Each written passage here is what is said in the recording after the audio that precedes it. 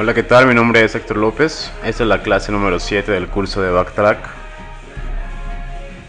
El disclaimer: la presentación es con fines didácticos y de aprendizaje. No nos hacemos responsables del mal uso que le puedan dar a la información expuesta.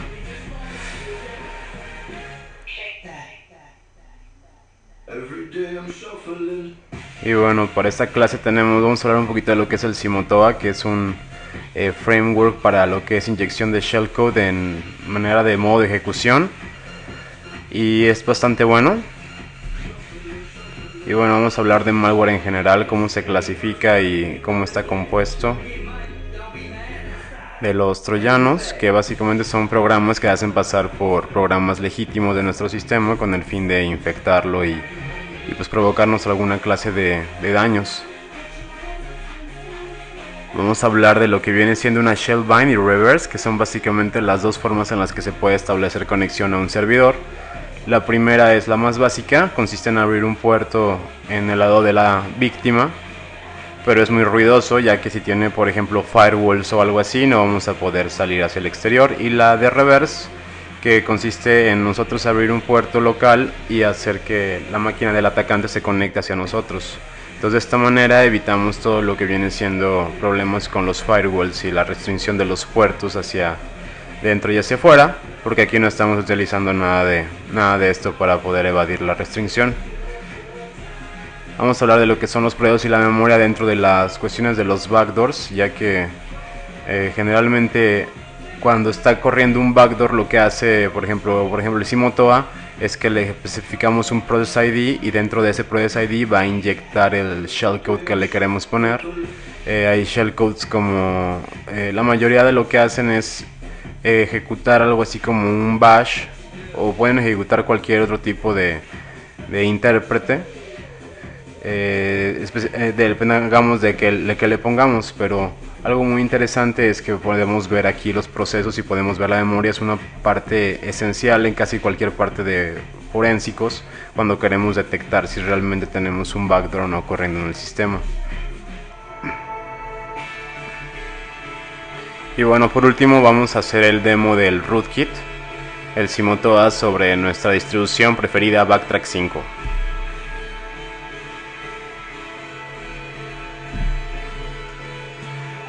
Y bueno, aquí podemos ver básicamente unas fotos de cómo eran antes los troyanos. Sobre todo el que fue muy famoso fue el NetBus, porque hace tiempo pues las conexiones eran por dial-up y este se hizo muy común. Estaba su versión Basic y luego sacaron la versión Pro, la cual mucha gente utilizaba como si fuera una herramienta de administración remota, algo parecido a lo que la gente utiliza como LogMeIn y así, para conectarse remotamente al sistema cuando no pueden tener acceso físico a ella. El NetBus era uno de los primeros troyanos que permitía hacer esto pues de manera gratuita y además con funciones más curiosas, ¿no? De hecho, podías abrirle el CD-ROOM a las personas, podías congelarles la pantalla, volteárselas de cabeza, podías entrar al registro, podías checar sus listas de procesos, y no sé, si estaban navegando en internet nomás les borrabas esa ventana. Y pues recuerden que antes no había tanta memoria RAM como ahora, entonces si tumbabas un programa o tumbabas una tarea, la persona después de 5 o 10 intentos se frustraba y ya mejor desistía de seguir trabajando. Y bueno, en la ventana de abajo, en la que se ve es el Server Configuration, se puede ver los settings básicos que se le pueden configurar a un NetEvil, que NetEvil era uno de los programas que tuvieron más éxito también a nivel de los troyanos. Y bueno, podemos ver que el puerto que utiliza es el puerto 666, lo cual es también bastante cómico. Y el mismo configurador del server trae opciones para cambiarle el icono, como si fuera un archivo de WinRAR, como si fuera un setup.exe o como si fuera una actualización de Windows Update. Entonces nos brinda más o menos como unas 6-7 iconos distintos de sistema para poder hacer como camuflaje de la aplicación. Entonces, una vez que ya tenemos el servidor configurado, le podemos las opciones que nos interesen. Por ejemplo, podemos ver que algunos tienen opciones para matar los antivirus. De hecho, hay unos que hacen el bypass del User Control Access que tiene el Windows 7, y hay unos que tienen el keylogger integrado. Entonces, bueno, pues, si se fijan, la tendencia de los troyanos complejos ya venía desde antes, o sea, desde el tiempo del dial-up, que se volvió muy famoso, que cualquiera tuviera su conexión marcando un número telefónico, aunque se utilizara el uso de la línea telefónica, ya era posible utilizar este tipo de herramientas de administración remota. Y obviamente pues en aquel entonces, por los anchos de banda y todo eso, el VNC no era tan utilizado como ahora. Ahora nos conectamos por VNC a cualquier servidor y le podemos poner un setup de la resolución completa de nuestra pantalla y no sentimos mucho lag, que lag es como retraso de paquetes. Y bueno, siguiendo con el curso, también podemos ver que tenemos lo que vienen siendo keyloggers por hardware, que estos no son muy utilizados porque son más costosos y la gente generalmente no quiere invertir. Entonces estos hardwares lo que hacen es que se colocan antes en este caso ahí podemos ver uno de modo PC2, entonces se conecta como si entrara al módulo, como si fuera simplemente un modulito, como una extensión del cable PS2 que tienen los teclados normales. Hay otros también que son por USB y bueno, hay mucha variedad ahorita ya como de hardware malicioso que sirve precisamente para eso, para poder tener como acceso a lugares que pues más bien de una manera muy básica y sin hacer mucho ruido a nivel software a veces podemos simplemente conectar, y si están los plugs descubiertos, que en muchos sistemas no lo deshabilitan.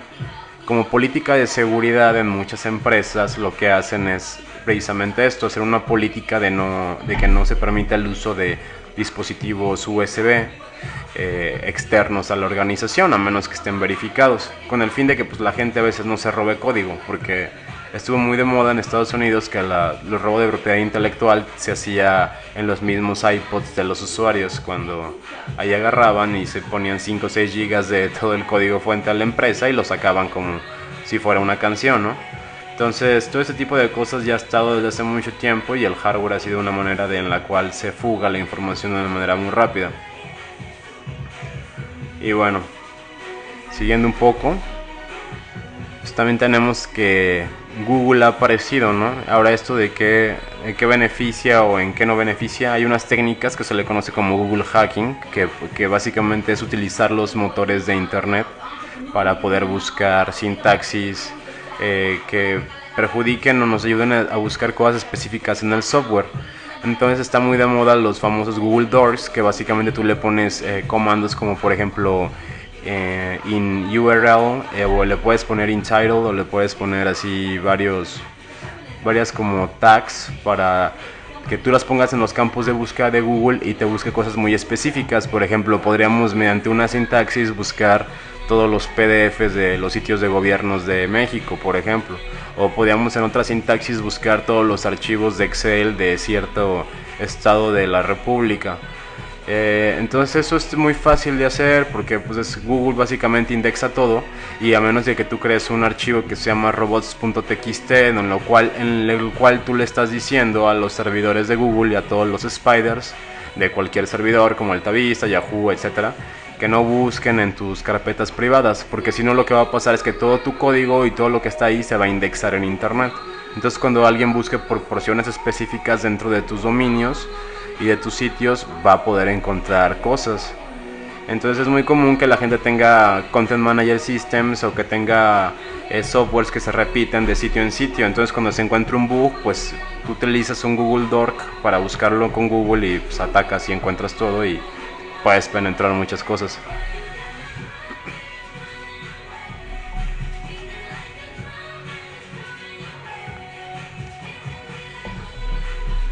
Y bueno, seguimos y tenemos que algo que está muy de moda ahora en Windows 7 es el WAC, que es básicamente una nueva protección que le pusieron.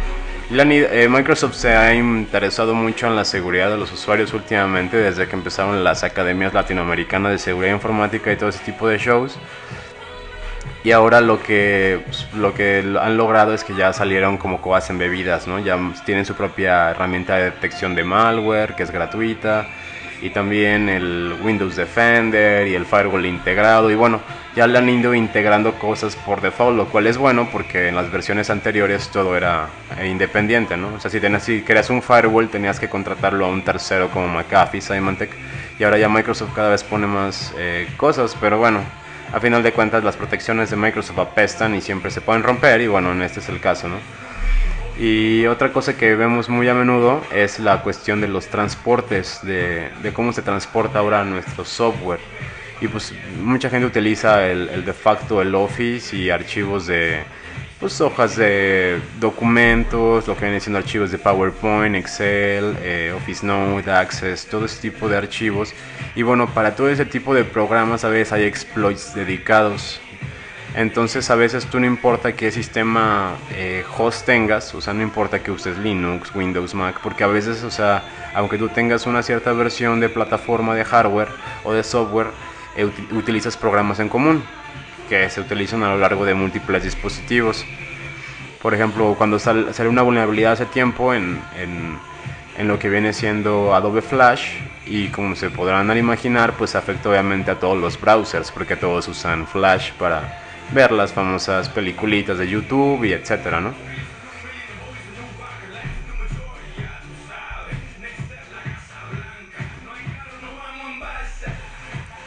Entonces, bueno, eso es lo que quería mencionar, que hay exploits para todo lo que se puede, para casi todo, cualquier tipo de software. Y ahorita les voy a enseñar que pues, es muy fácil encontrar cualquier software como este. Los troyanos están compuestos principalmente por tres programas: un cliente que envía las órdenes que se deben ejecutar en la computadora infectada, un servidor situado en la computadora infectada, que recibe las órdenes del cliente, las ejecuta y casi siempre devuelve un resultado al programa cliente, y por último un editor del servidor, el cual sirve para modificarlo, protegerlo mediante contraseñas, unirlo a otros programas para que al abrir el programa también se ejecute el servidor, configurar en qué puerto deseamos instalar el servidor, etc. Bueno, todo este choro básicamente es lo que ya les mencioné anteriormente, que todos los troyanos te dan así como que una manera, a veces en un GUI, en una Graphic User Interface, que tú puedes modificar cómo va a ser el servidor.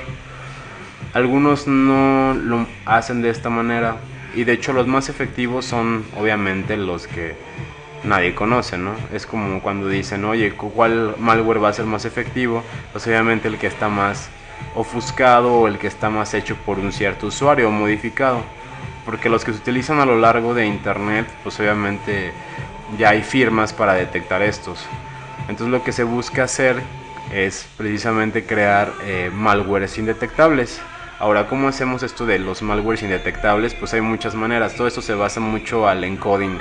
Por ejemplo, el encoding es la manera en la que se guardan los caracteres, la memoria o las instrucciones en un sistema. Llámese lenguaje de programación o segmentos de memoria o lo que ustedes quieran. Entonces, por ejemplo, un rootkit o un troyano más elaborado para que funcionara como una puerta trasera para que el atacante pueda entrar sin que las personas se den cuenta, sería, por ejemplo, a lo mejor un malware que nosotros hagamos que esté utilizando un encoding o un algoritmo, no sé, del que ustedes quieran, y que esté utilizándolo en un puerto no muy común, que no utilice ningún otro troyano. ¿Para qué? Porque por ejemplo, si en este caso nuestro administrador de sistemas o la persona que estamos atacando llegara a utilizar sistemas de defensa como el que mencionamos en la clase anterior, que es el RK Hunter, lo que vimos que hace es que busca por puertos específicos y por comportamientos específicos del malware que ya tiene detectado en sus firmas y en sus bases de datos. Entonces, por ejemplo, va a intentar buscar todo lo que, ahora sí que, por ejemplo, que el troyano NetEvil, ¿dónde está y en qué puerto está? Y buscar su comportamiento, que el NetBoost, que el Sub7, que el Bugorifies. Y hay un montón de rootkits conocidos y troyanos conocidos. Entonces, lo que buscaríamos nosotros hacer es simplemente migrarnos a un proceso que no se van a dar cuenta. ¿A qué me refiero con esto? Pues supongamos que el Postgres o que ese usuario tiene un servidor web que continuamente está corriendo a lo mejor un Tomcat, un Apache, un MySQL, ciertas cosas. Entonces, si nosotros bindeamos nuestro shellcode y lo inyectamos directamente en un proceso de MySQL, el agente o el administrador, aunque sea muy bueno, cuando le ponga el comando top o cuando liste la lista de procesos o utilice su task manager o cualquier cosa que utilice para visualizar los procesos, va a notar que hay otro proceso más de MySQL y eso no le va a sonar pues nada, no le va a sonar como si fuera algo malo, ya que la gente está acostumbrada a ver ciertos procesos correr en ciertos puertos. Entonces lo que buscaríamos hacer con un shellcode, más bien con un malware indetectable, es eso, es inyectarlo en ciertos procesos que pues, la gente esté utilizando comúnmente y que no se dé cuenta. Ahora podemos inyectarlo en dos procesos temporales o procesos ya que se quedan para siempre. Ahorita lo vamos a ver un ejemplo más práctico, así que vamos a brincarnos al slide. Ok.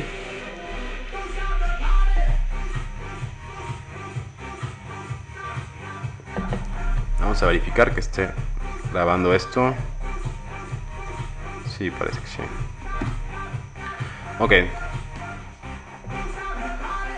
Ahora, lo que mencionábamos de bind o reverse, eso es algo interesante y más bien no es interesante, es como un concepto básico que si no logras entender esto, por eso es que mucha gente no logra entender el funcionamiento de Metasploit y no logra entender cómo es que se mandan las shells y cómo es que te llega y a veces todo parece mágico, hasta para algunos pseudo hackers que logran conseguir shells no logran entender estos conceptos.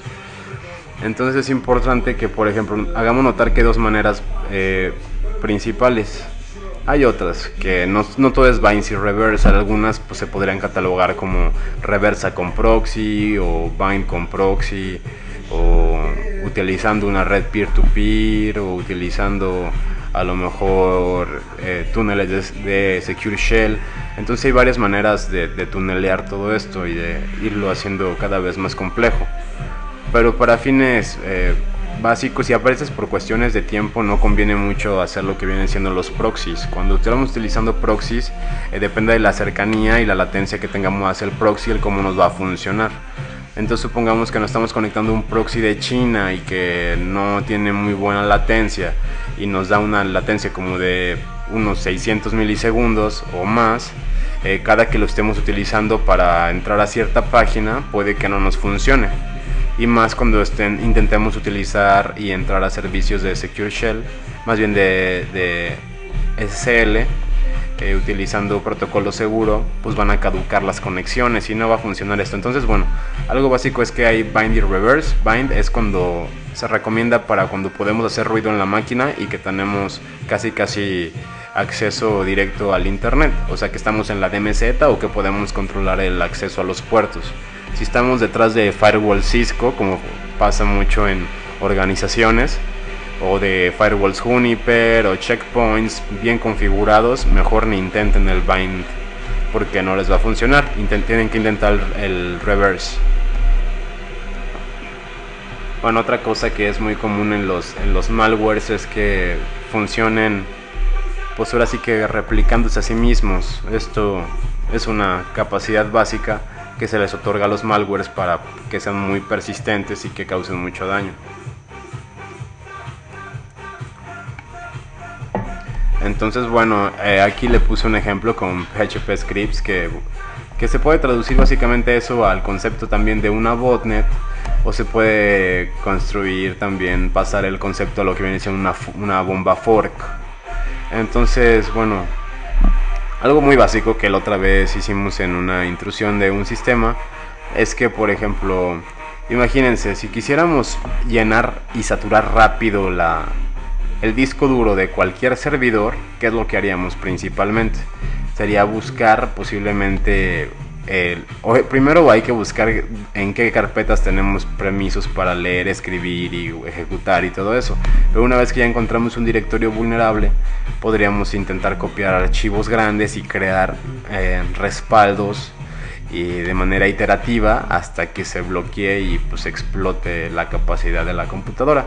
Entonces, si por ejemplo le creamos no sé, 600 procesos que lo que hagan sea ir a cierta carpeta, comprimir todo y guardarlo en un archivo, y que el siguiente proceso lo que haga es de ese mismo respaldo sacarle todavía otra compresión y mandarlo a otro archivo cada que se haga este proceso, para seguir haciendo esto de manera iterativa, no sé, 100 veces o 500 veces.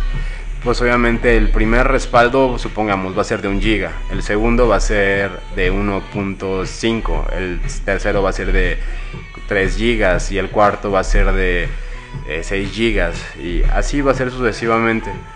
Entonces, si corremos a lo mejor 100 procesos de esto, lo que va a pasar es que la máquina pues va a tronar.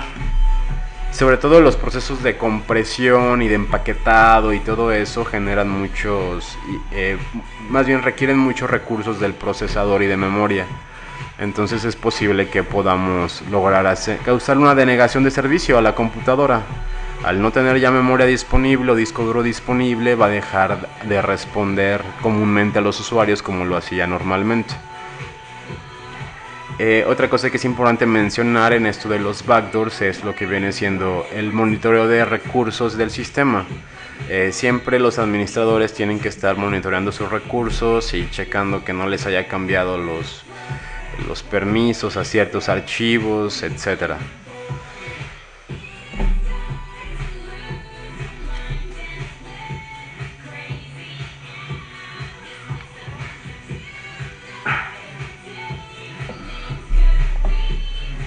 Bueno, y ahora que nos vamos un poquito a la parte de hablar de cómo sería el forénsico de este tipo de cosas, pues obviamente mucha gente dice, es que todo está en la memoria RAM, ¿no?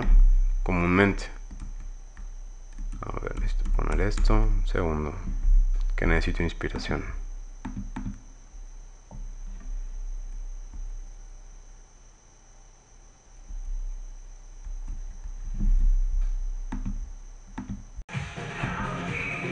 Y bueno, listo, ya regresamos con nuestro último slide, en el cual estaba mencionando la parte de cómputo forense. Algo que pasa mucho es que se pierde la memoria RAM. Entonces en la memoria RAM están corriendo todos los procesos que actualmente el usuario está ejecutando. Es decir, si nosotros podemos hacer esto, que es muy complicado, pero mucha gente ya lo ha logrado hacer. De hecho, esto se presentó como una prueba de concepto creo que primero fue en un Computer Chaos Club y luego se pasó al DEF CON, o no sé si fue primero en un DEF CON, pero ahí se presentó la técnica. Entonces, esto cómo lo pueden hacer de una manera rápida en su casa y con cosas baratas. Pueden utilizar lo que es un aire comprimido. Entonces esto lo tendrían que hacer rápido. Es decir, si una máquina que no quieren que se pierda a lo mejor la contraseña de inicio, que va a estar básicamente en la memoria RAM, lo que podemos hacer es rápidamente reiniciarla, sacar la memoria RAM muy rápido, voltear nuestro aire comprimido y aventarlo sobre el chip, sobre la memoria RAM, pero mucho. Entonces lo que pasa cuando tú volteas el aire comprimido es que sale como la sustancia que es que lo que va a hacer es enfriarla a muy baja temperatura. Creo que es abajo de los 0 grados centígrados. Entonces cuando la memoria se mantiene fría, tarda más tiempo en que se borre la información de esta. Entonces es algo, pues, es un truco interesante, está divertido. Digo, yo no lo he intentado para la cuestión de utilizar un file vault o algo así.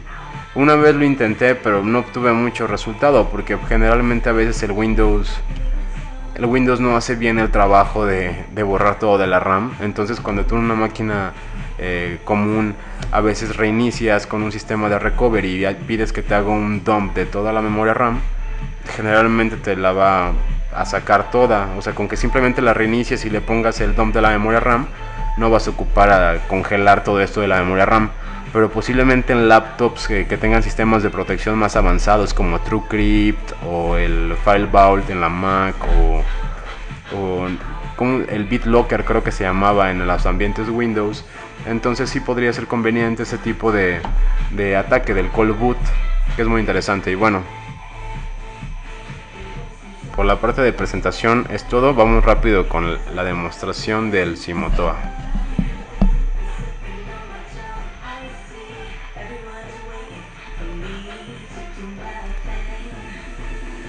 Bueno, ya estamos aquí en nuestro backtrack. Lo que tenemos que hacer es iniciar una terminal. La vamos a abrir, vamos a aumentarle un poco el tamaño para que se vea bien en la pantalla. Y bueno, ya aquí nos vamos al directorio de Pentest, que es donde tenemos todas las aplicaciones de la distribución. Aquí nos vamos a Backdoors y tenemos algunas opciones. Vamos a abrir la opción de Simotoa. Y bueno, esto es lo que nos muestra el directorio de Simotoa. Son algunos archivos, los vamos a listar de una manera más amplia.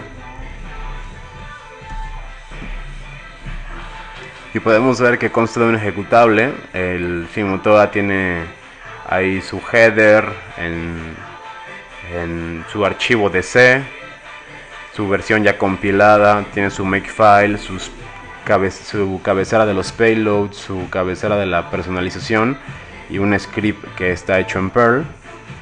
Son básicamente los archivos que contiene el Simotoa.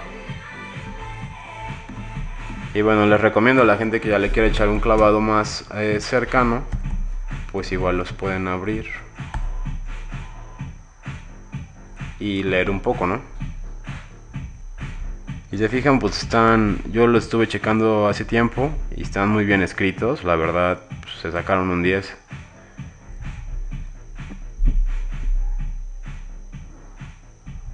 Y bueno, una vez que tenemos esto, vamos a proceder al uso de la herramienta.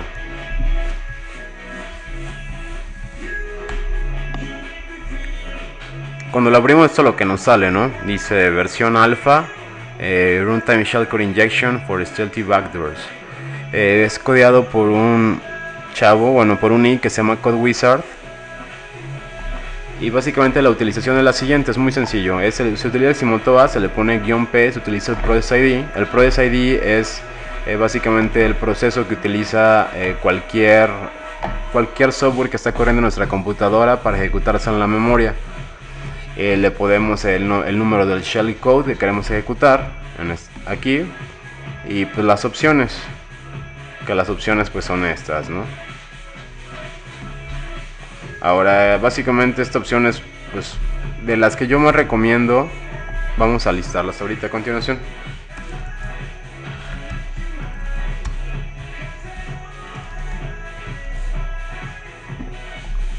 Contiene esas opciones, van del 0 al 10. Las primeras 3 son para bind, la tercera es para connect back, bueno, en este caso la cuarta.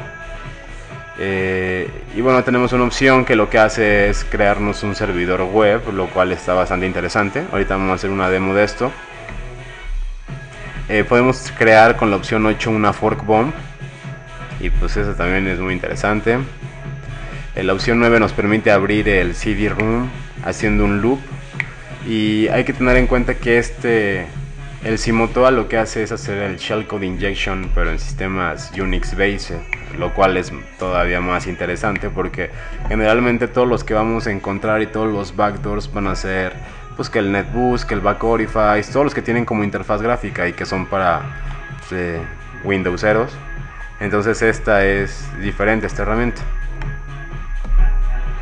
Y bueno, ya mencionando cómo podemos inyectar el shellcode en la memoria, vamos a crear otra tableta.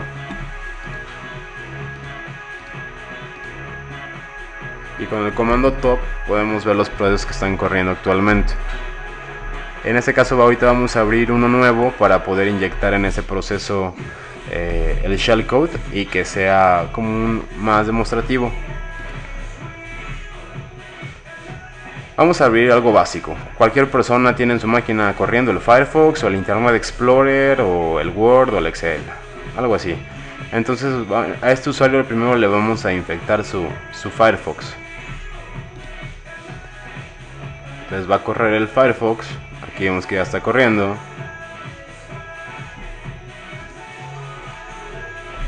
Automáticamente aquí en el top me aparece ya el Firefox. Aquí está Firefox Bin. Y su process ID es el que está aquí. Aquí dice PID.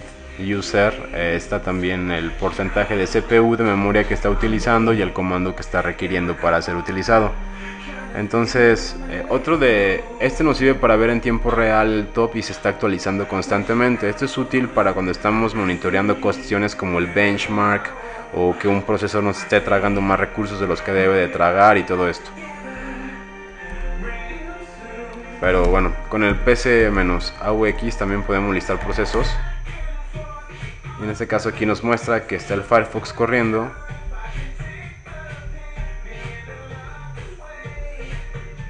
Y el Process ID que está utilizando es este. Pues vamos a copiar el Process ID y vamos a proceder a inyectar con el Simotoa un backdoor ahí. Entonces vamos a poner "-p", pegamos nuestro Process ID, ponemos "-s", que es la opción que vamos a utilizar de shellcode, y en este caso vamos a usar la primera, que es la 0.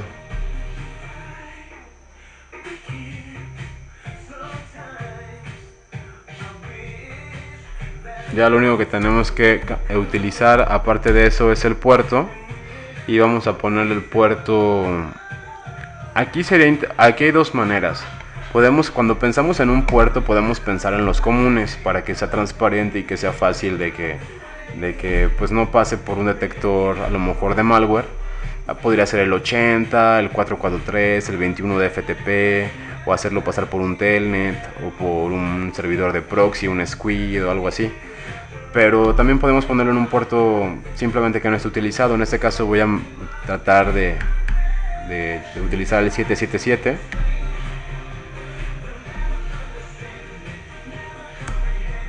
Y en este momento ejecuto el Simotoa y dice que está añadiendo un proceso al 28337.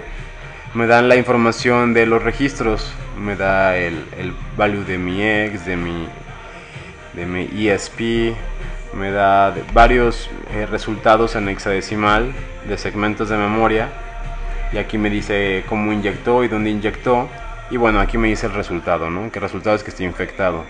Ahora, ¿cómo puedo verificar que esto sea cierto? Vamos a abrir otra consola y vamos a marcarle con el netcat. Pero en este momento ya tenemos otro proceso, si ustedes lo pueden ver ahí, bindeado de nuestro propio Firefox, pero al usuario no le está apareciendo nada. El comportamiento del Firefox pues es normal, en ningún momento se siente que haya algún problema, y eso es algo importante pues para la ejecución del backdoor, que lo hicimos de manera muy sencilla, y pues aquí ya lo tenemos infectado. Ahora, ¿cómo lo podemos verificar que esto esté funcionando?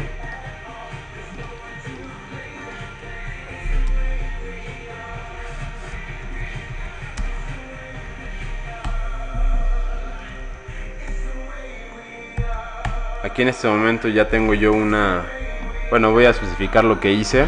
Le di un netcat a mi dirección local en el puerto 777, como antes especificamos en el Simotoa, que ya fue el que lo infectó. Y aquí le especificamos nosotros el puerto. Si aquí yo lo hubiera puesto 555, hubiera sido ese puerto. Si lo hubiera puesto 80, hubiera sido el puerto 80. Obviamente el puerto 80 no sería precisamente tráfico de HTTP. Entonces, si tenemos un administrador que esté utilizando un analizador de protocolos como el Wireshark o algo así, podría detectar que es una comunicación en plain text con el netcat. Entonces, para eso se recomendaría hacerlo y bindearlo con el cryptcat, que ya lo mencioné en una clase pasada. Pero eso ya lo que haría es solamente, obviamente, elevar la complejidad del ataque y hacerlo mucho más efectivo. Pero de manera básica aquí ya tenemos una terminal, ya le ponemos whoami, dice que soy root. Podemos bajar al directorio raíz, podemos listar, podríamos checar cualquier cosa.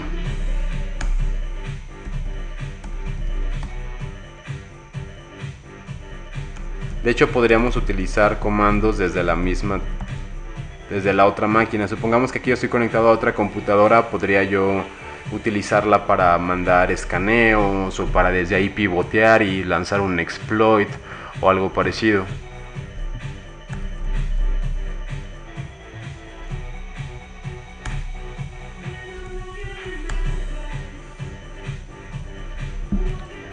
Ok, ahora vamos a utilizar el Simotoa para hacer lo mismo pero con otro proceso.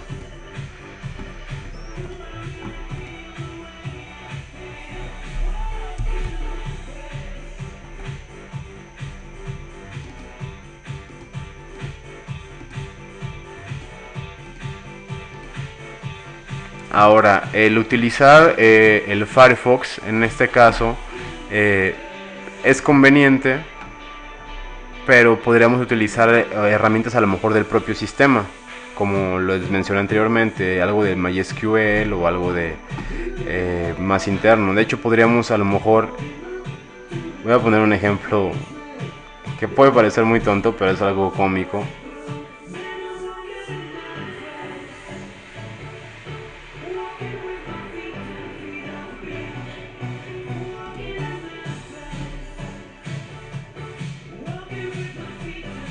Aquí estamos corriendo el ZenMap y obviamente el ZenMap, como cualquier otro proceso, pues nos ocupa un process ID. Entonces también lo podríamos nosotros bindear al proceso del ZenMap.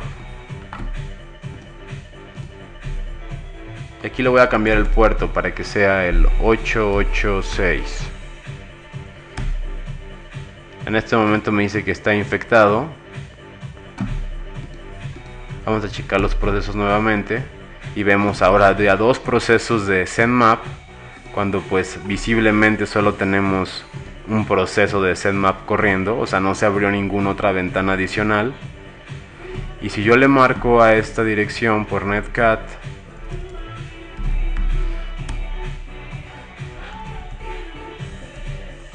podemos ver que recibimos una shell y que tenemos permisos de root y que obviamente podemos hacer todo lo que se nos dé la gana.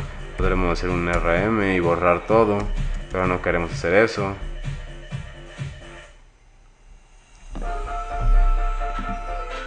Entonces eso es algo interesante, que hasta las propias herramientas que tenemos nosotros de hackeo podrían ser un proceso que está convertido para afectarnos. Eso se vio y fue algo común, que una vez me tocó ver en un snort, y empezó a pasar en varios snort, que el mismo snort lo infectaban. Entonces el detector de intrusos estaba infectado, y cada que obviamente el administrador siempre se iba a preocupar porque su snort estuviera corriendo. Entonces, si por ejemplo, si por alguna cosa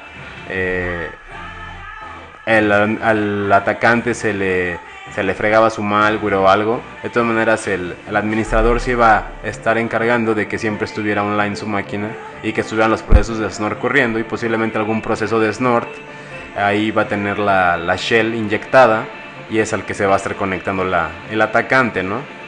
También fue muy común que creo que algunos sistemas de Computer Associates tenían un problema similar. Pero bueno, con esto ya se demuestra que es muy fácil inyectar shellcode en un proceso, el que sea. Vamos a hacer otro demo ahora con... déjenme pensar. Vamos a listar otra vez las opciones y vamos a correr rápido la opción 6. Y lo que va a hacer es crearnos un servidor HTTP.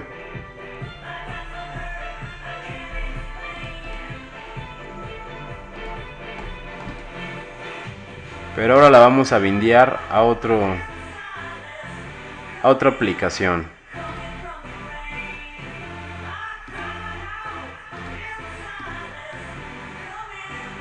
Aquí hay una herramienta que se llama KeepNote. La abrí al azar. Agarro la listo. Aquí me aparece qué Process ID está utilizando, que es el 28555. Lo voy a copiar y lo voy a pasar a inyección. Agarro, pego el número del proceso, lo doy a aceptar y me dice que ya está infectado. Entonces ahora voy a checarme localmente que sí, que se abrió un puerto nuevo.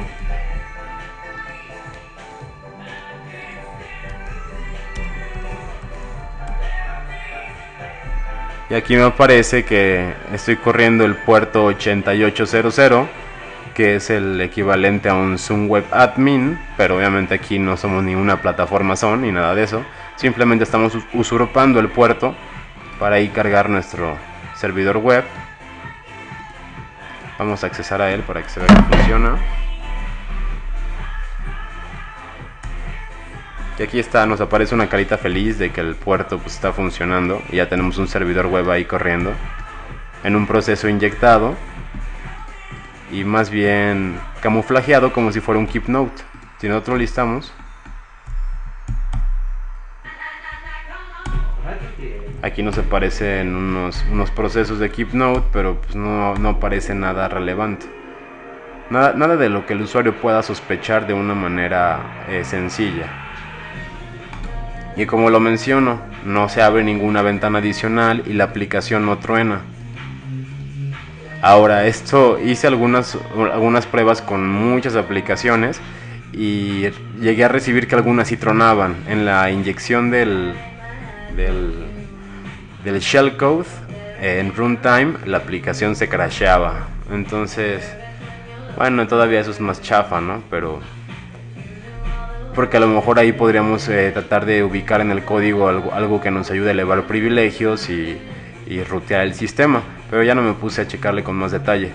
Pero bueno, es muy fácil inyectar con Simotoa nuestros backdoors camouflage. Y vamos a ver qué otras opciones tenemos que podemos utilizar. Está lo del connect back. Están estas que pues no las voy a utilizar, pero ahí se las dejo para que las chequen, que es la de abrir el CD-ROOM o la de hacer ruido en la computadora. Ahora, como brindan la librería, sería muy fácil que nosotros, por ejemplo, y se nos ocurre algo, pudiéramos hacer la opción 11, ¿no? Y que la opción 11 fuera a lo mejor un bind del shell, pero a lo mejor que en vez de utilizarlo con netcat, que forzara al usuario a utilizar cryptcat y que fuera por el puerto 443 o que fuera por un puerto utilizando SSL. A lo mejor eso podría ser interesante. Y bueno, espero que les haya quedado claro el uso de la herramienta y espero que no los haya aburrido. Y les quiero dar las gracias porque pues he tenido muchas descargas de todos ustedes y pues cada vez vuelven más populares los videos. Y también muchas gracias a Dragonjar, que se ha encargado de estar subiendo un mirror también él de todos los videos. Y la verdad pues muchas gracias a todos y esperemos seguir con las 20 clases, que todavía nos faltan muchas. Gracias y hasta luego.